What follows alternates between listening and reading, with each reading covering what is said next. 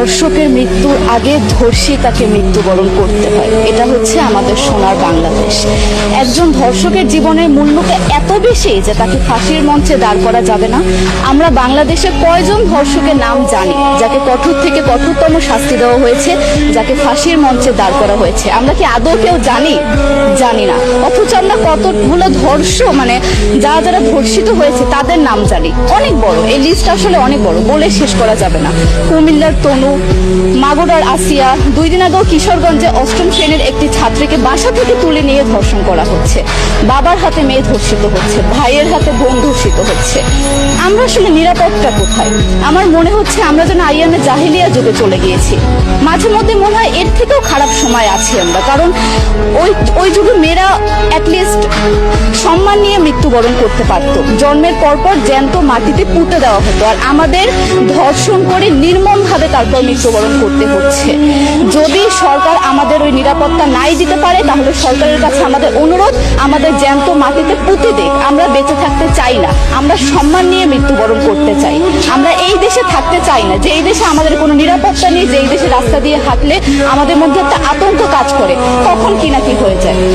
আইন উপদেষ্টা বললেন যে ধর্ষকের নাকি ফাঁসি দেওয়া সম্ভব হবে না, তাহলে নাকি নিরীহ মানুষকেও মাঝে মধ্যে ফাঁসির ব্যবস্থা করা, মিথ্যা মামলায় ফাঁসি দিয়ে ফাঁসির ব্যবস্থা করা হতে পারে।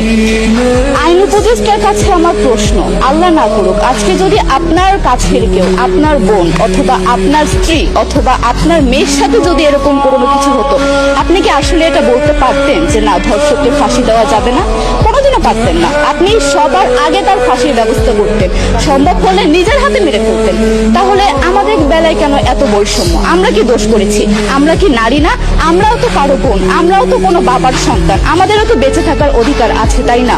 কিছু হলে মেয়েদের পোশাকের দোষ দেওয়া হয়। আমার কাছে প্রশ্ন, একটা 8 বছরের শিশুর মধ্যে এরকম কি থাকতে পারে যেটা একটা পুরুষকে অ্যাট্রাক্ট করবে, যেটা একটা পুরুষকে সিরিয়াস করবে? সেরকম হলে আসলে ধর্ষণ করা হতো সবসময় প্রাপ্তবয়স্ক মহিলাকে। কিন্তু আমরা আসলে পরিসংখ্যান গবেষণা করলে দেখতে পারি যে ধর্ষক সবচেয়ে বেশি করা হচ্ছে শিশুদেরকে, কিশোরীদের সবচেয়ে বেশি ধর্ষণ করা হচ্ছে। দৃষ্টিভঙ্গি পরিবর্তন করুন, চিন্তা ভাবনা পরিবর্তন করুন, ধর্ষকদের আইনের আওতায় আনুন। যদি আইন উপদেষ্টা অথবা প্রশাসন যদি ধর্ষকদের শাস্তির ব্যবস্থা না করতে পারে, আমাদের হাতে তুলে দেন, আমরা নিজেদের হাতে শাস্তি দিয়ে দিতে পারবো। এই সাহস আমাদের মধ্যে আছে। বেঁচে থাকার জন্য আমাদের যতটা কঠিন হতে হবে, আমরা কঠিন হওয়ার জন্য প্রস্তুত আছি। আমরা ফাঁসি চাই, ধর্ষকদের কঠোর থেকে কঠোরতম শাস্তি চাই।